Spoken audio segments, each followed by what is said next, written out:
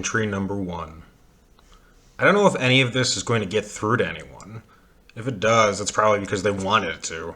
In which case, I'm really sorry. Maybe they just don't even care. Maybe it doesn't matter because there's nothing we can do. If you're anything like me, you've seen some weird new shit around town, and more importantly, you've realized it and you've remembered it while everyone else goes about their day in ignorant bliss. I don't know how far it goes, but so far nobody has shown any capacity to register what I'm saying. I can spam it up and down the internet and I don't get one relevant response. Nothing. I've considered that I might just be crazy, but even crazy people can get some sort of reaction. Someone will at least try to humor them, calm them down. I've tried doctors, police, professors. They all just stare off into space when I start to describe this shit, like something is actively blocking the exchange of information. My biggest fear isn't even that I'm all alone. My biggest fear is that I might still only perceive bits and pieces of something bigger. Or worse, that my capacity to perceive all this is shrinking.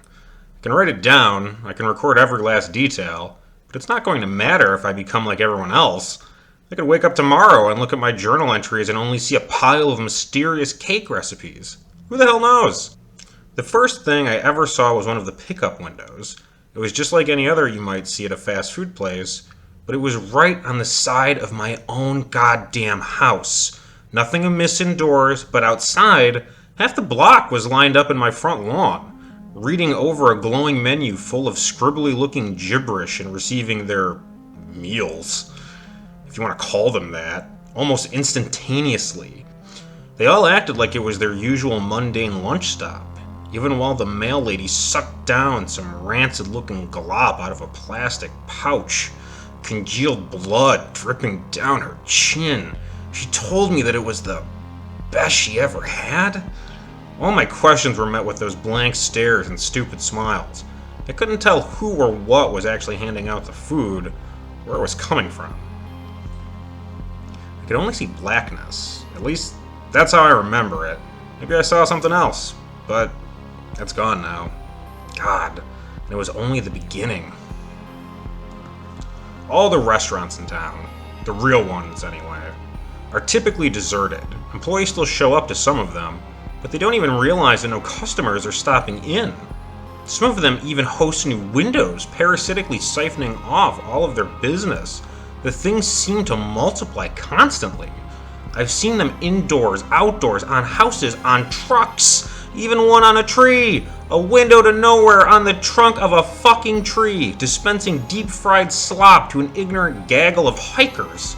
Near as I can tell, all of the products are meat or some vague semblance thereof.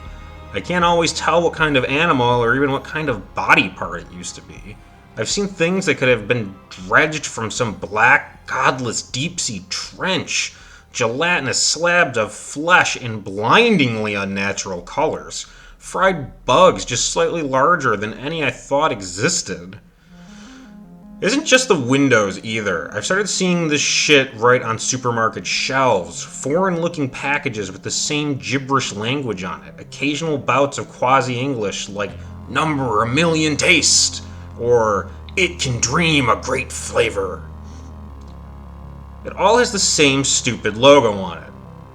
Sometimes burnt right into the cuts of meat, a bug-eyed cartoon hamburger and a little chef's hat. Sometimes it's winking, sometimes it isn't. Sometimes it's only after I've looked away. There's even people sucking down this shit on live television. The talking heads come back from commercial licking blood and grease off their hands. The weather lady shows up looking like an extra from a slasher movie. Red stains increasingly thick on a blouse. I don't think she's changed in weeks. Nobody else cares. Nobody thinks anything is odd or new or different. Nobody but me. My appetite for meat is thoroughly dead, to say the least. I don't think I could even trust it again, but I've noticed non-meat products are growing steadily rarer. Fruits and vegetables are sitting out longer between restocks. A lot of things are just getting phased out to make room for all the new items. I shouldn't have to say this, but I shouldn't have to say this if you could already read and comprehend this far, but for the love of God, don't eat it. Don't taste it. Don't touch it. Try not to even smell it. The more people eat, the less they act like themselves, the funnier they talk. If you know something's up, but you can't see what I'm seeing, I advise you to stick to cereal. I haven't found anything fishy about any of the cereal yet. I can't begin to postulate what's behind it all. Aliens? Terrorists? Illuminati reptiloids? I could believe damn near anything at this point. Entry number 2. The ads. They're everywhere. Flyers, neon signs, billboards, all of them written in some weird foreign language I can't find any match for, plastered with goofy artwork of bug-eyed hot dogs and steaks. And less identifiable things, people stop and stare at them compulsively, pupils dilating while their clouded mind registers God only knows. A lot of people say the same exact thing in the same exact tone and rhythm every single time. That sounds good enough to eat. I hear it 100 times a day when I risk going out anyway. Then they'll head straight to one of the impossible windows, the infected supermarkets, the rapidly multiplying vending machines, or one of the green doors. Those awful fucking green doors. I don't know if they're actually new, or I'm just newly capable of seeing them. The first one I noticed had grown, for lack of a better word, on the back wall of our local ShopRite. An ugly, faded seafoam affair, smeared windows shaped like their Burgrr logo, chrome handle flecked with rust. Same as all the others I've seen since. People were coming and going at a steady pace, but even when I staked it out for a good 6 hours, I never saw the same patron coming back out again. I guess that should have been a big warning sign, but I couldn't take it. I had to know. It didn't lead into the store, of course. I knew it wouldn't.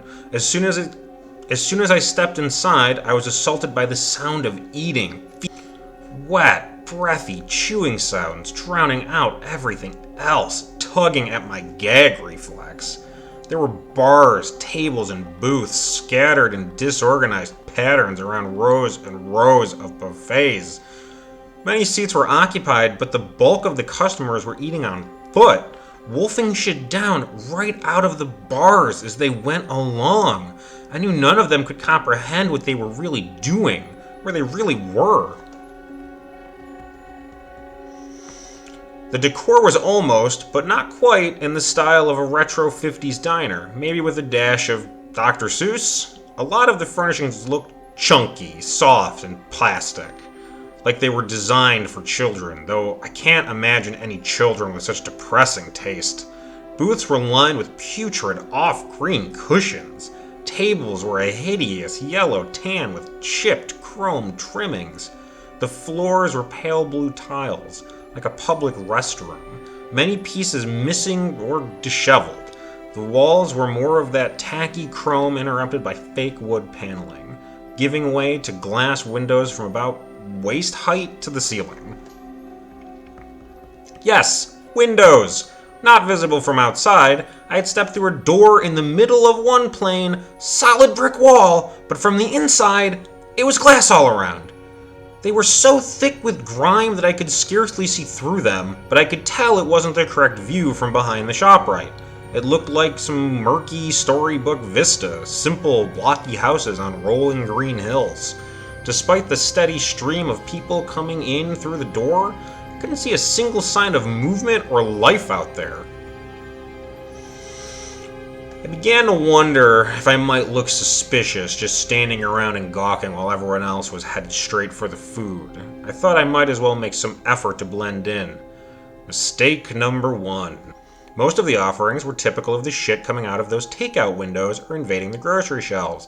A heap of raw red steak sat on a bed of black clotted blood. Oversized, pasty white drumsticks dribbled cold yellow juices. A long trough of chunky pinkish slop jiggled like pudding as people scooped it onto their trays or straight into their grease-caked faces.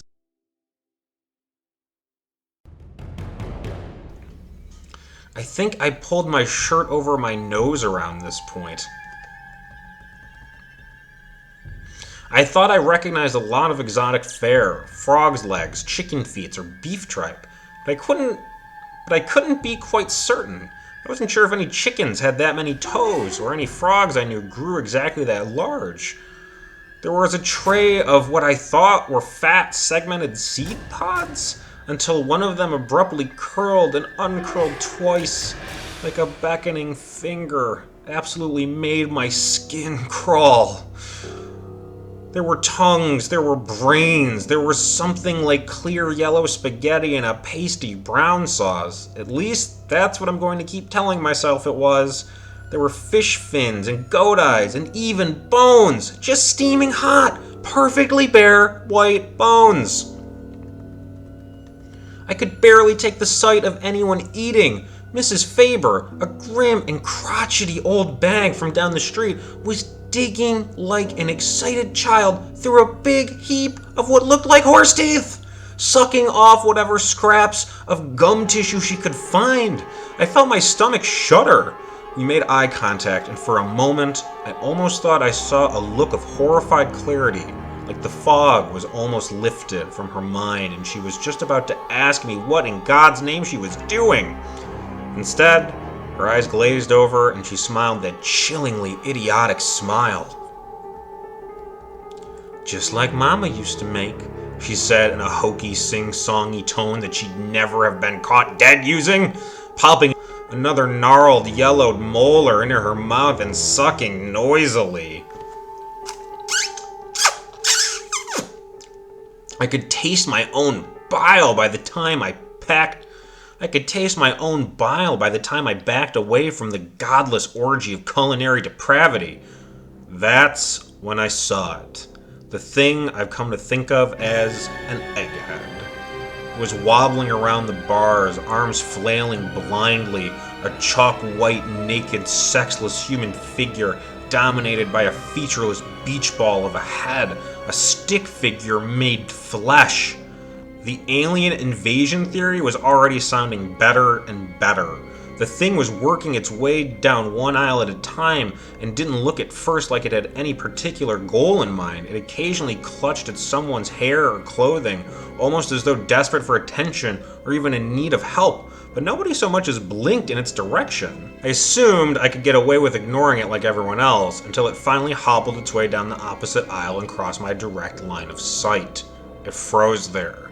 The blank, smooth egg face turned directly towards me. I don't remember the sprint home, but I do remember it was the dead of night when I exploded out of that ugly, greasy green door. It couldn't have been more than noon when I had entered, and I couldn't have been ogling the horrors therein for more than 40 minutes from my perspective. I don't know if anything followed me, but I barricaded myself in my bedroom that night, just to be safe. The doors and the windows are everywhere. If you can read this, only go out when you must, and don't go anywhere new. It might be newer than you think. Entry 3. They used to be people, the eggheads. I've seen it a lot in the weeks since the buffet. Not everyone shows the signs, but some people, the ones who get hooked the hardest on the sick foreign meat slop, only seem to gain weight from the neck up. Hair falls out. The first thing to disappear are their eyes. Then the mouth seals shut and the whole head smooths over. They start to wander aimlessly, invisible to everyone else, forgotten by friends and loved ones. They do nothing but mumble, groping their arms around like they're hunting for their lost eyes. I killed one today.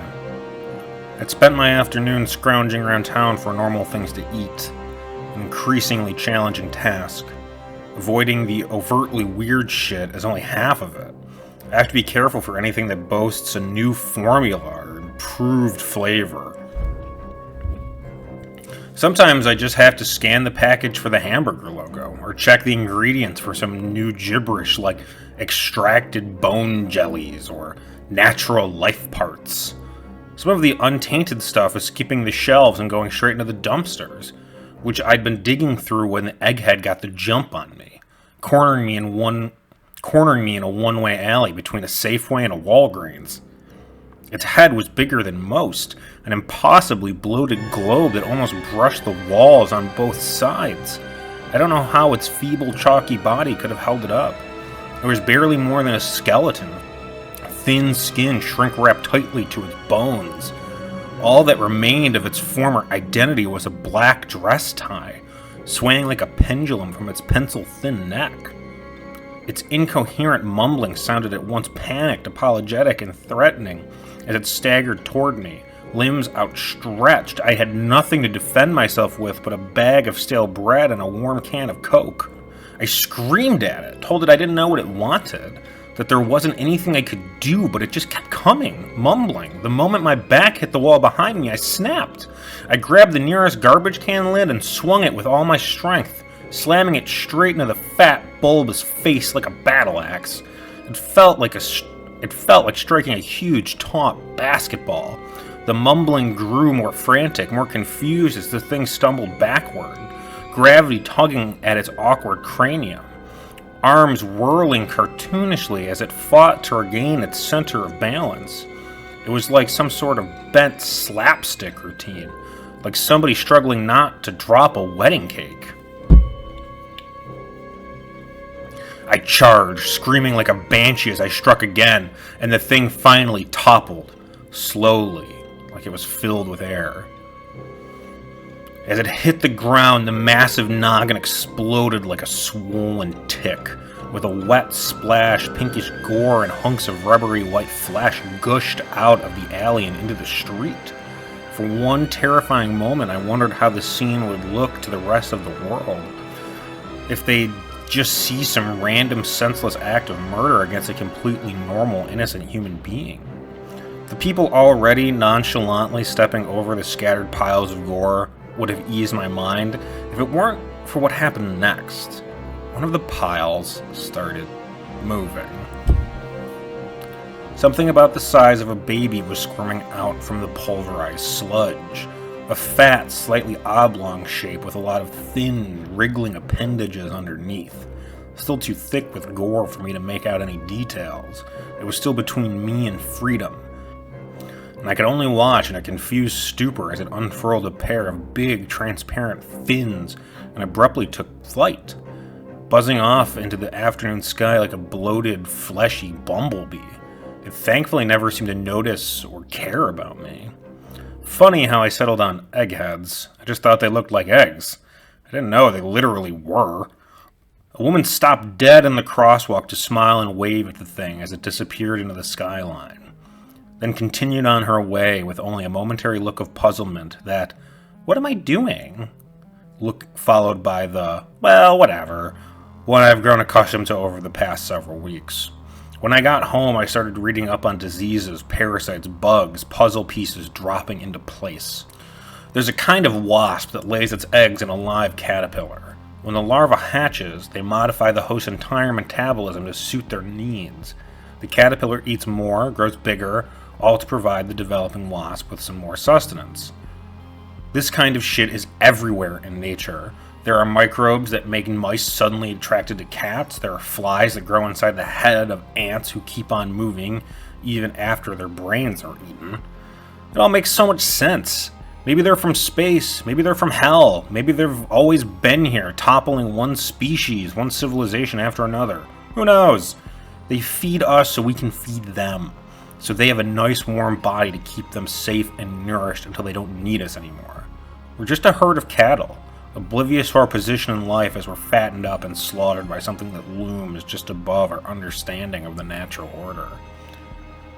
I don't know why I can see them, why I can see what they're feeding us. I'm like a cow who grasps exactly what goes on in the slaughterhouse, and I can't stop thinking about what a cow could ever hope to accomplish with that knowledge.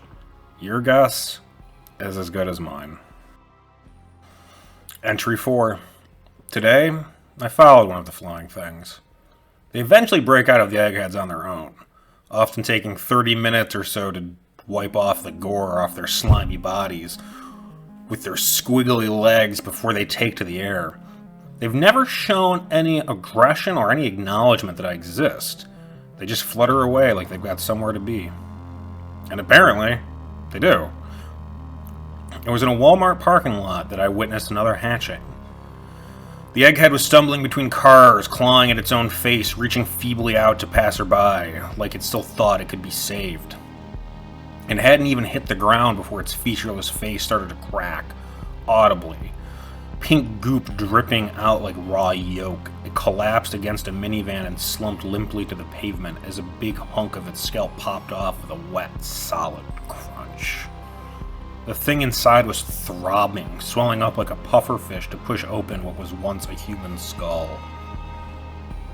It throbbed and squirmed its way out of the ruptured cranium, looking like nothing so much as a wet, rubbery horsefly made out of chewing gum, or an inverted brain with membranous wings.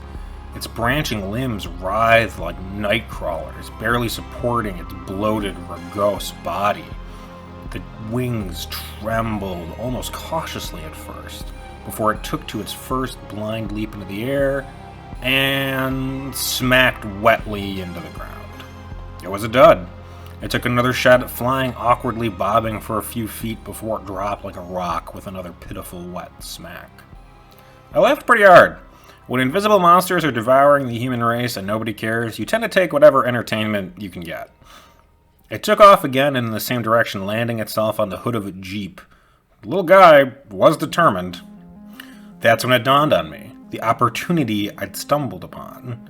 They'd always disappeared into the sky before I could even get a sense of their direction, but I could easily tail this one on foot. I figured, worst case scenario, I'd see nothing new and have to take a bus back into town.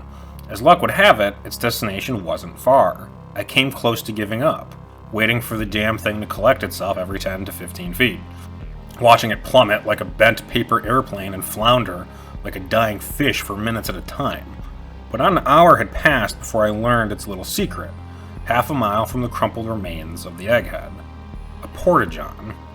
Between the magic doors, garish advertisements, mutant snack food, and odd shit I can't even begin to get into, I never stopped to think about the bright blue portable toilets that seemed unusually common as of late. I never needed one, and with the seemingly perpetual roadwork guzzling our tax dollars for as long as I've lived here, it's not as if they were all that strange a sight. The grimy plastic door quietly swung open as the brain bug flopped closer. I feigned disinterest, doing my best to pass by as obliviously as everyone else, but snuck a quick glance into the opened honeypot. The brainfly, as I decided to dub them, was already careening down a long, dark tunnel, stretching as far as the eye could see, all somehow contained in a single, small, portable shithouse. Nothing unusual these days. As I made my way back to my car and drove the rest of the way home, only one thought persisted. I had to know. Reality was unraveling around me. Former neighbors were fighting in the streets for rancid mouthfuls of fish guts. Giant hamburgers were lighting up the night sky on neon signs that dwarfed entire buildings. Things were eating people from the inside out, and all I wanted was an answer, even a hint, any lead I could find. I didn't suspect there was anything I could do, and any day now I could wake up another deluded zombie, another gluttonous slave to their deep-fried maggots and pickled eyeballs. They could grind me up and serve me at their buffets for all I cared. I just had to know where the damn tunnel went, where the brain-eating bastards were really going. I laid awake that night, my mind racing with images of alien motherships, parallel realities, and subterranean cities. Tomorrow, I'm going in. Either I die knowing one more piece of the puzzle, or I somehow kick their gooey little asses. Who's to say they're even prepared for an intruder if they think they've got all of us fooled? I don't expect to be some kind of hero, but so far, I'm the only one I know who even has a shot at trying. Entry 5.1. I was not prepared for what I found in that tunnel. It stretched on for over a mile in the back of what could have been a 3x3 interior of a porta-pot. I'd been led there by a flying brain, and what I found still succeeded in surprising me. I planned to come prepared, but there was ultimately little that I thought would be useful. I packed a store-bought survival kit, ropes and flares and whatnot, and a heavy metal snow shovel, the only weapon I really thought would accomplish anything. The eggheads only ever responded to bludgeoning, and even then, they only seemed to speed the hatching process. No way could I have hit one of the brain flies with a bullet, but in a closed space, I supposed I could give one a good thwack. Besides the fundamental impossibility of its existence, the tunnel was wholly unremarkable. A slightly rounded concrete corridor interrupted by squarish rusted grates. The distant droning escalated as I progressed, and soon enough the tunnel gave way to what I suppose I can describe as sort of a factory floor. I don't know how long I spent just standing slack-jawed, my brain fumbling over itself to process everything I was seeing. Think of everything that comes to mind when you hear machinery, turning cogs, conveyor belts, churning pistons, whirling fans, mechanisms of every conceivable design, and then some, cranking and pumping away in a space so vast that no floor, ceiling, or walls could be seen in the distant darkness. Now imagine somebody threw all that away and hired clowns to remodel. 50 or 60 years of neglect later, you might have something close to the Burton-esque hell I've stumbled upon. Everything alternated between cold, grimy steel and a sort of Candyland motif, with vividly striped plumbing and polka-dotted ductwork. I jumped as a shower of sparks flew from an immense robotic arm overhead, its rusted metal casing and tangled red wiring stark contrast to its Mickey Mouse glove hand. I found myself retreating a few steps into the tunnel as it reached out, joints groaning with neglect, and pulled a tremendous lever with a shining pink knob, an action inexplicably punctuated by a sound like a quacking duck. Instantly, a checkerboard-looking conveyor belt squealed to life, issuing forth a procession of what may have been dead pigs, though I couldn't see their heads or even the ragged stumps where they may have once been attached. With a ridiculous slide whistle sound, another huge object rose into view, an angular pink and purple funnel, the size of a swimming pool. One by one, the mysterious carcasses tumbled off the belt and into the huge trumpet, each followed by a torturous rending sound and a brief but voluminous geyser of thick brown blood. The stink was overpowering. Mesmerized by the spectacle of Willy Wonka's sausage factory, I nearly fell on my ass as a large object shot over my shoulder. A brainfly. It had come through the tunnel behind me and narrowly dodged my head by a few inches. As my heart cautiously restarted itself, I filed away the knowledge that I was still of no obvious concern to the things. Even intruding as I was into what may have been their headquarters, or at least an extension of it, I wasn't sure whether or not that was reassuring. The parasite had banked sharply upward as it left the tunnel, and I could still hear the distinct fluttering of big membranous wings between the whirring grinding and occasionally goofy honking of the factory. I craned my head, waiting for the irregular crackling of the equipment to illuminate the gloom. Sure enough, I could see hundreds of thousands of glistening pink shapes passing a good 10 to 15 stories overhead, all in the same direction. I followed. A network of catwalks made navigation relatively easy, and I was usually able to keep sight of the concrete wall I'd emerged from. Tunnel entryways were frequent, brainflies periodically zipping through to join their brothers and sisters above. Even if I lost my way, I was confident that another tunnel might empty back into the real world, and probably in a populated area. They needed bodies, after all. I shuddered, not at the thought, but at how casually the thought had come. I was growing too used to this, uncomfortably comfortable. The Susian slaughterhouse offered no shortage of grotesque spectacles. Rivers of meat slush oozed their way along metallic chutes as wide as city streets. Putrescent corpses bobbing sluggishly in the current, and sometimes against it. Towering circular saws loomed like macabre Ferris wheels, chewing their way through slabs of solid, fresh meat that could have fed whole towns. What living thing could even have that much flesh on it?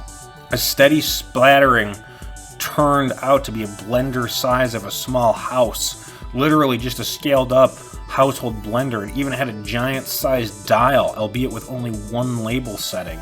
Excite!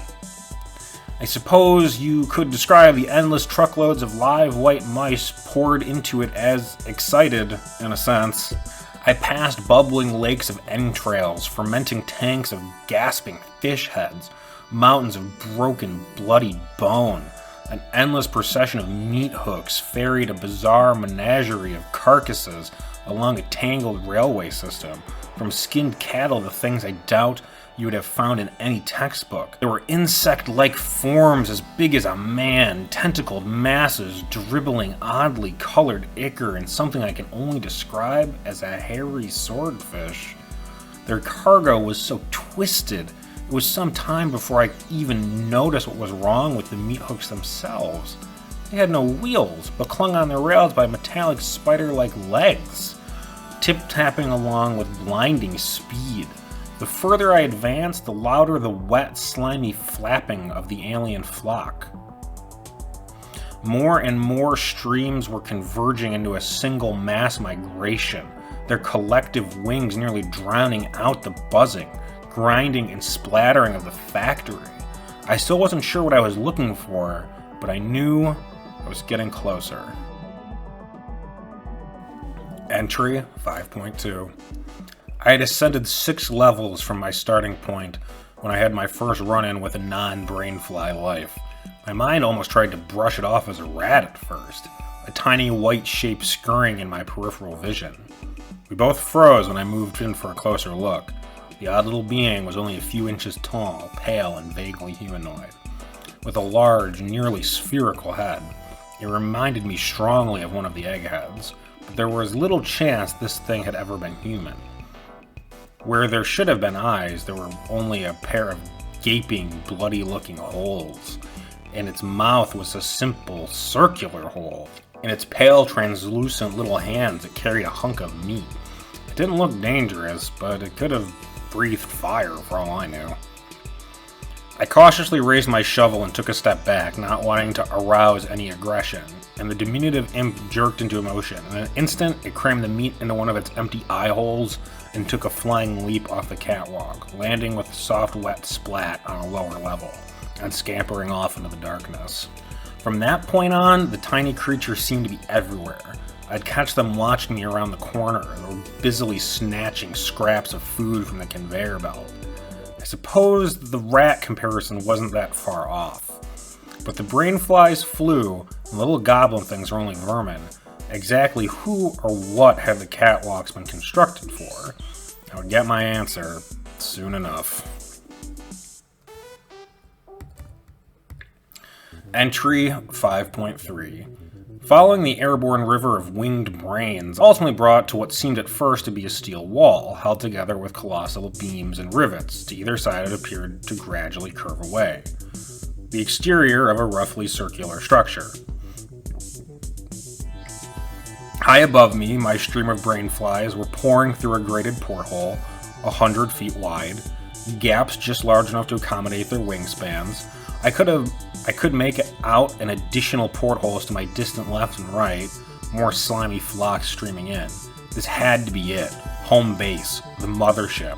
The catwalk continued through a significantly smaller porthole into something like a vast stadium. Distant electric lights confirming a circular shape about a mile across.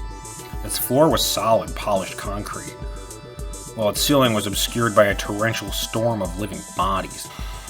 Dozens of brainfly streams converging into an open roof of looming concrete tube at the center of it all. Open roof of a looming concrete tube at the center of it all. A good 20 stories in height, an eerie green glow poured from the top of the monolithic tower, like some doorway to another realm, a wormhole back to whatever obscene universe the things truly called home. A three-dimensional web of suspended pathways encircled it all, intertwining with a network of immense, grimy pipes a semi could have driven through. It was all so magnificent, so horrific. I almost didn't realize I was still moving forward, my jaw hanging in dumb fascination. nor did I immediately grasp the significance of a metallic sound from behind me. A sound like a gate being shut. My brain mulled over the thought for a few more moments before I wheeled around in a rush of panic. The tunnel had indeed closed off. The soft roar of the brain-fly tornado was joined by a new sound, not unlike the bleeding of an alarm bell. And then came the meat. I had the good sense to start moving as soon as the nearest gaping pipe began to shudder and gurgle, trickling a thin stream of red-brown slime for a few moments, before finally erupting with a torrent of chunky sludge. All meat, and meat juice. At first, I thought the intention would be to drown me.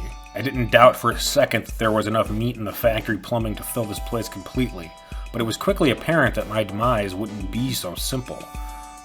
The meat seemed to spread out much farther than mere gravity would dictate. Wherever I ran, it seemed to flow directly towards me, winding in streams like pseudopods of an enormous amoeba. Not my imagination. It was the worst case scenario, but at this point, far from surprising. I'd already seen moving, twitching things come out of the takeout windows, things that couldn't possibly have been alive, but wriggled frantically even as they were being torn apart and devoured, the increasingly fatter, greasier mouths of my neighbors. A chain of green-tinged sausages rose shakily from a nearby heap like an intoxicated cobra. I gagged a little. Emerging mostly from the outer edges of the chamber, the living flesh was forcing me closer toward the tower, where I would have no choice but to ascend the catwalks. I was probably going to die either way, and it was probably going to be hideous. At least I might sneak a glimpse at an alien world on my way out. Entry 5.4. By the time I had climbed only 3 levels, I couldn't see any empty floor space below me.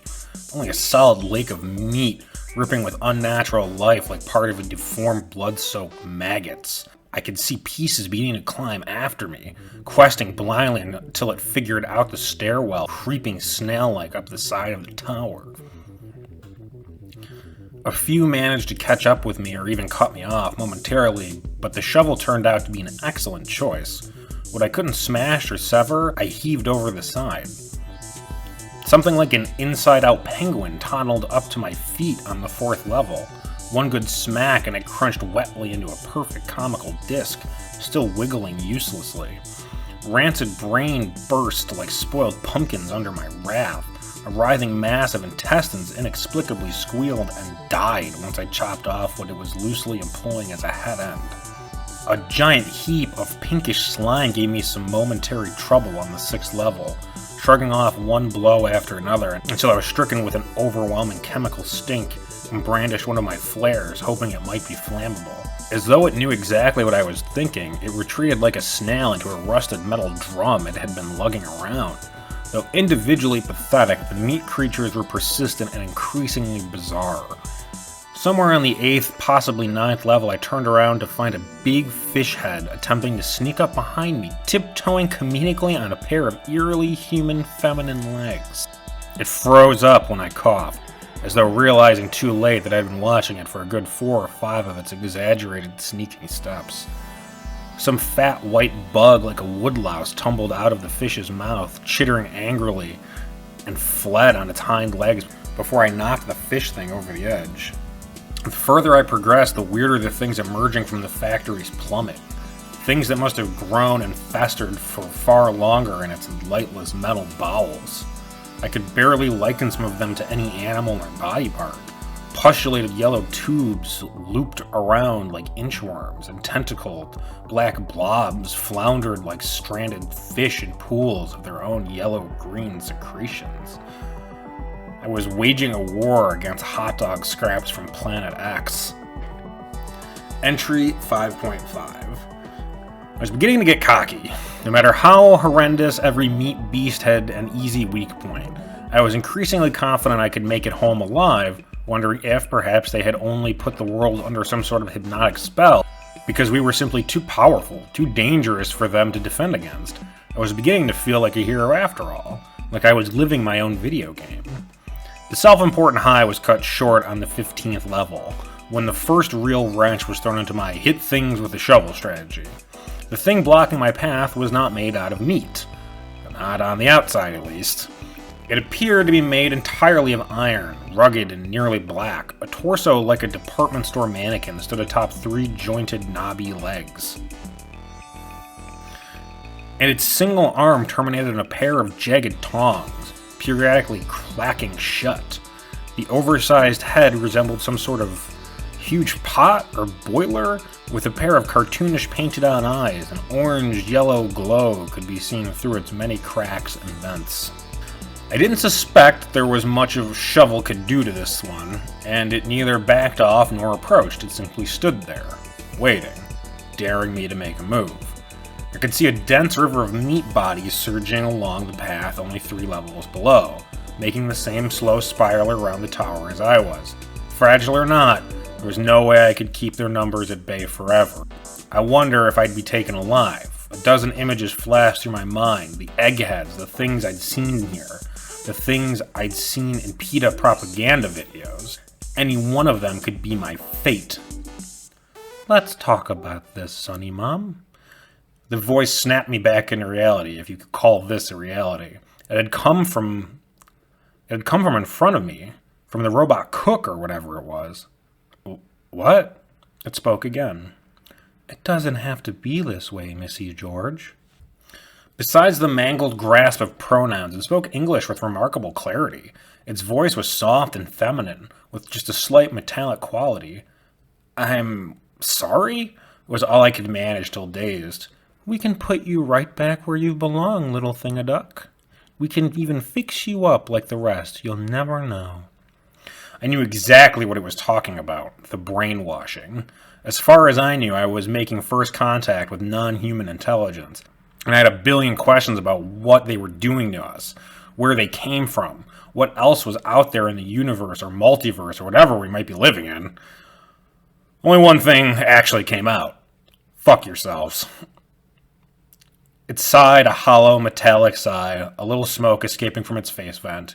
It seemed to sink a little at my response. If that's how you want it, whatchamawazzle. It rose threateningly on its 3 legs, and I realized what it reminded me of. A barbecue grill. In the blink of an eye, its clawed arm shot out and clamped around the handle to my precious shovel, effortlessly tearing it from my grip and dropping it to the walkway. Fuck. It shot out again, and this time got me by the neck. It slammed me to the ground, taking apparent care not to choke me. Just yet, but at least caused considerable pain. Its legs clanged noisily as it positioned itself directly over me and planted its metal ass directly onto my stomach, pinning me down even tighter. Lines of black grease began to roll down the thing's artificial face, sizzling furiously. I screamed weakly through the creature's grasp when a single tiny droplet met my exposed skin of my arm. It felt like being branded. The monster giggled. It spoke out the laughter like it was reading from a bad script. If its eyes had been real, it would have been looking directly into mine. And if it had lips, I'm sure they would be smiling. It bent forward, the grease now cascading in a thick curtain, threatening any moment to start raining and hissing streams onto my exposed face. The claw around my neck tightened, finally pinching shut my airways. It was going to burn my eyes out while it strangled me to death. I let go of the thing's arm to shield my face the best I could, wishing I'd had the foresight to be wearing heavier grade gloves as I awaited the torrent of boiling grease. The thing's giggling reached a fevered pitch. It stopped. The grease didn't come. Removing my hands from my eyes, I saw the monster's head turning away from me. You! It shrieked. I couldn't tell what it was looking at until it unexpectedly loosened its grasp on my neck and lurched to its feet. I could see small white shapes out of the corner of my eyes. Ew! Gross, gross, gross! It wailed like a child as the rubbery hobgoblins scampered up its metal body like boneless gecko lizards. It started to stumble, trying its best to pick off the teeming pests with its single arm, but they slipped through the claw like jelly. I wasn't sure how long it would be distracted, and I dove for my shovel before teetering painfully to my feet. I could see the swelling legion of meat just one level below. Vile things! Vile! They're in my vents! I was almost too fascinated to act. The hobgoblins had pried the lid off the rusty grill head, exposing an oily, blackened little thing underneath. It was too tangled and burnt to make out, but I could see various limbs waving frantically to keep the gremlin things at bay. I raised the shovel, prepared to strike. All at once, the little creatures snapped their heads in my direction and dropped like flies from the metal thing, falling to the path and scattering out of sight. The grill face too turned towards me. Thank you. You have no idea what... I let out a berserker howl as I brought the shovel down squarely on the black twitching body, splattering it with a wet crunch and a deafening bang against the white-hot grill it rested upon. The metal construct stood still and silent for several agonizing moments before it finally began to pitch backward, creaking like a rusty door before banging to the ground, dead or asleep or whatever the shit I just did.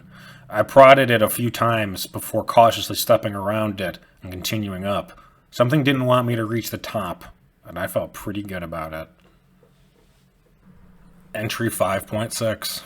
The rest of my climb was relatively uneventful, broken only by the odd hot dog squib scuttling pork ribs. It was a full 23 flights up that I was at least roughly level with the top of the tower, the walkway branching around it in a perfect wall-to-wall spiderweb. Up close, the sight of the brainflies was more awesome and more hideous than I could have imagined. Bathed in the alien light, the roaring funnel of unearthly life was almost too beautiful to have burst its way from formerly human skulls. The death toll they represented must have been staggering. The terrible beauty rather harshly clashed with the figure standing a few yards ahead on a raised rectangular platform, back towards me as it overlooked the tower and appeared to fidget with a large control console. I blinked hard, trying to register its strangely familiar shape. It had no apparent head or neck. Its body only a broad, rounded mass, like a squished barrel. A pair of dark, mushy limbs extended from its sides. A white object bobbled around on its upper surface. I didn't want to accept what I was looking at. It was too much. Even now, it was just fucking stupid. It was a hamburger. In a chef's hat. Like the logo. If I could sneak up on it, I could plunge my mighty blade straight down its big, stupid brown head. There was no way it could hear me coming up around the teeming bugs. I took my first light, cautious step. It whirled around. Fuck.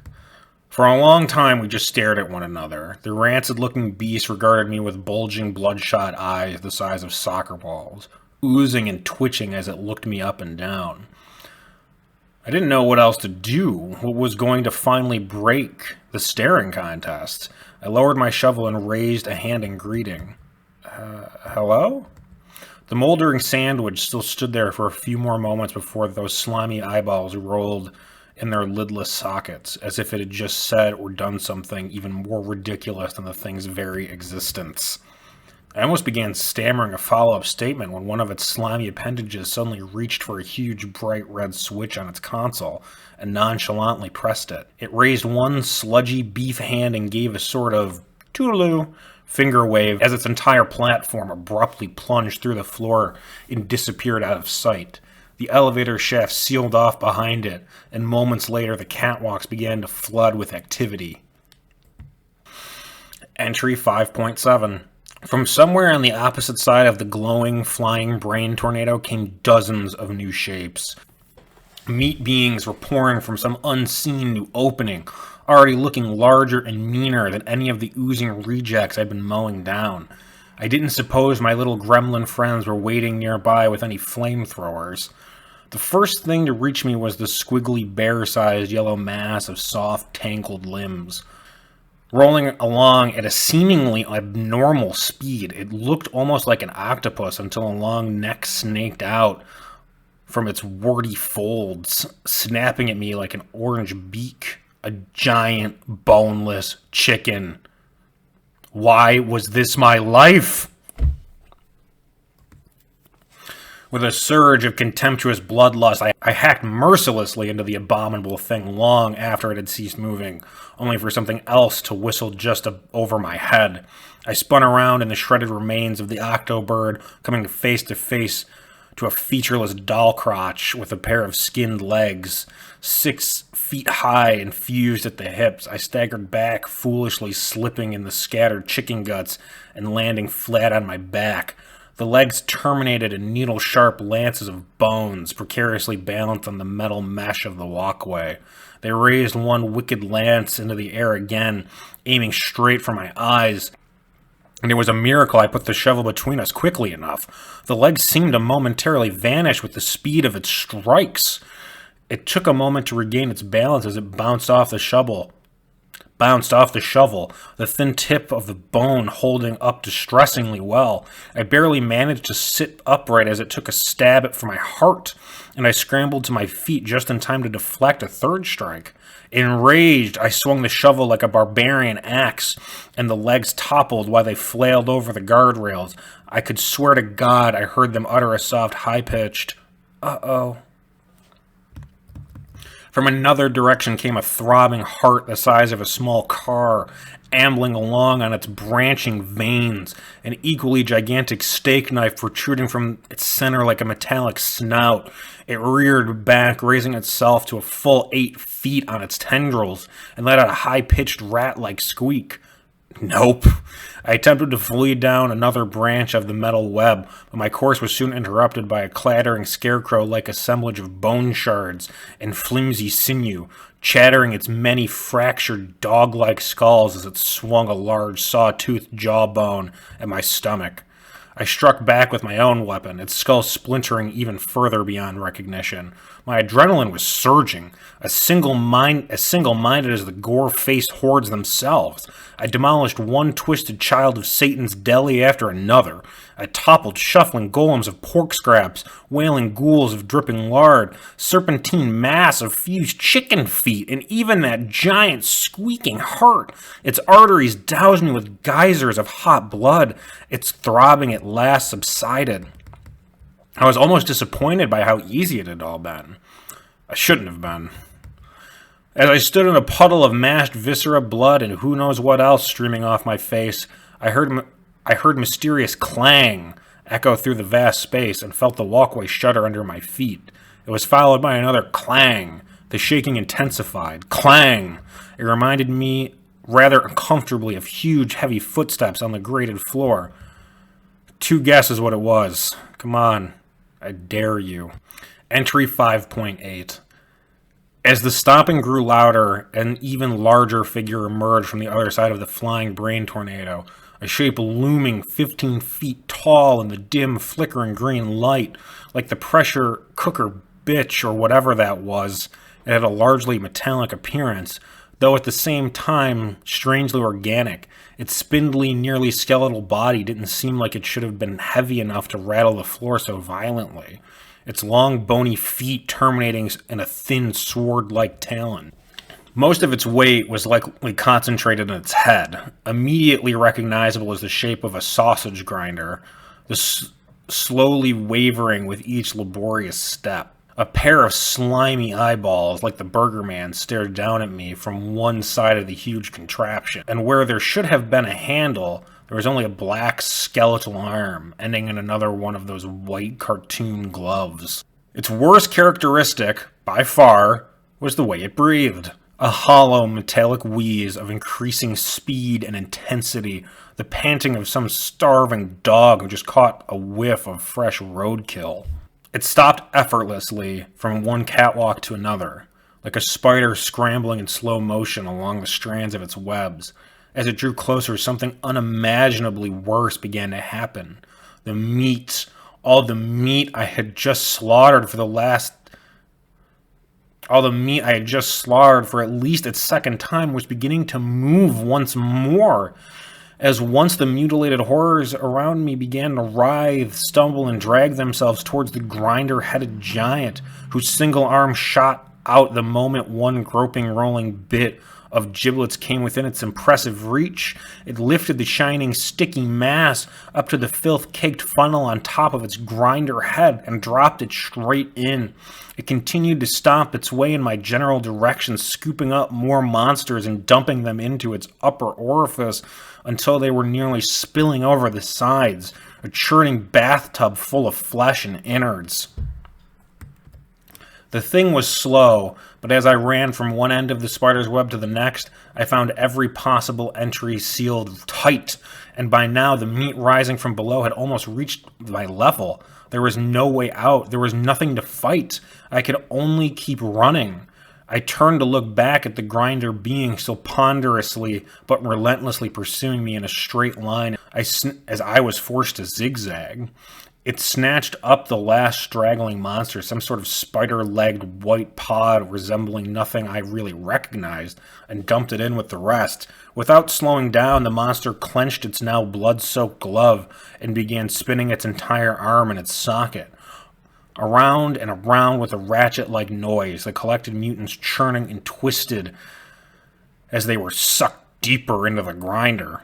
I turned to continue running, but made it only a few more yards before a sickening, flatulent sputtering sound echoed through the chamber, and something thick, warm, and wet slammed hard onto my back.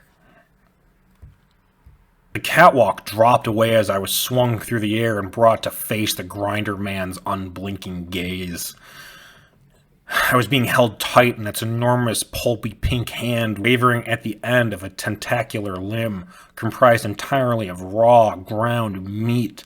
It had formed the limb from every waking nightmare I had spent the last of my energy putting down, and flung it like a lizard's tongue with a pinpoint accuracy, instantly subduing me from a good 20 meters away. I squirmed and thrashed desperately, but only felt further mired in the dense, tarry muck. The crank arm continued to twist, and more squirming noodles of processed tissue slithered along the length of its makeshift appendage, cocooning me in more layers of raw flesh. I was reminded yet again of a spider. As I sank deeper into the stinking, sloppy mire, I suddenly found myself transfixed by what was directly behind the metallic giant. I could finally see into the tower, into the vortex. Down into where those wretched alien brain hatchers were all going in such a hurry. At first, I was only confused. The significance of what I was seeing almost didn't want to register. Bitter, rancid meat juices were beginning to flood my mouth. Tendrils of beef sludge were probing at my eyes and nose. My world was going black. I was being smothered to death. But on the inside, I just couldn't stop laughing. Entry 5.9. I woke the following morning on the floor of my own home. Alive. My body was caked with meat gunk, my clothes sticky with blood. Not a dream. What little must have been in my stomach promptly emptied itself onto the carpet. I guess I'd been tearing those up, if there was any real point. I staggered to the shower, my mind racing with all I had seen in the meat factory. They had apparently neither wished to kill me nor erase my memories. I guess they knew, as well as I did, that there was nothing I could do to them. After all, if cattle couldn't do much to change their fate, what hope could there be for the cattle feed? Entry 6. I tried to get a fountain coke at the 7-Eleven, some sort of pinkish glunk coiled out like soft serve, smelling like hot bologna. I cut open what I thought was a watermelon. The inside was a lot like a brain. I unwrapped my almond joy and got nothing but a length of bone filled with a clear yellow mush. I put my money into a Coke machine. I saw the bottle tumbling to the bottom. I reached to the door. All I pulled out was a heart, still beating. I hurled it to the pavement and stomped it into nothing but a red, sticky stain. I came home starving, not even surprised by the flock of chickens hobbling around my front lawn, plucked and headless. I staggered to my kitchen and cracked into another box of cereal from my dwindling stash. Cat food stink. Cartoon hamburger. The word superior food matter had replaced Frosted Flakes. Tony the Tiger was just a grainy photograph of a bobcat. A box of Lucky Charms now said added tissue rind above some shitty JPEG stock art of a nobody leprechaun.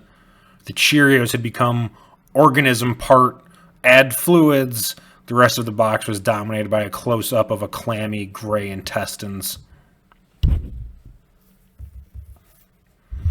I rummaged through the whole supply in a daze. Red blood materials, marvelous food nugget. None of this was there when I bought it. I didn't bring home anything with a single letter out of whack. The last box used to be Cocoa Puffs. My favorite. Fred Flintstone still looked like Fred Flintstone. Just far too real. I could see every pore on his lifelike fleshy nose. This was now apparently a box of flavored meal substance. Whatever. What the fuck ever. I ate it. And it was goddamn delicious. So was the mystery can of your favorite meat pastes waiting for me on my coffee table. So was the cup of what looked and smelled and tasted like liquid bacon straight from my own tap. The black thing in the refrigerator was as sweet as maple ham, even if it looked like the bastard child of a caterpillar and a starfish.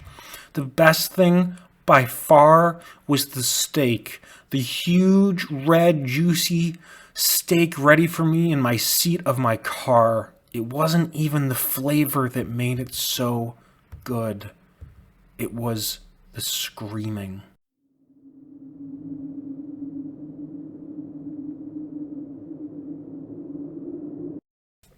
And that's been the Burgrr Entries. This was written by Bogleach, and you can find all of this on Creepypasta Wiki or bogleach.com. Just wanted to say, since this is the end, this is my absolute favorite creepypasta of all time, and I'm so happy that I finally got to do it. If you have anything that you would like to contact me about or any stories you would like me to read, please hit me up in the comments or on Remy Reads on Reddit. Thank you so much, and have a horrifying week.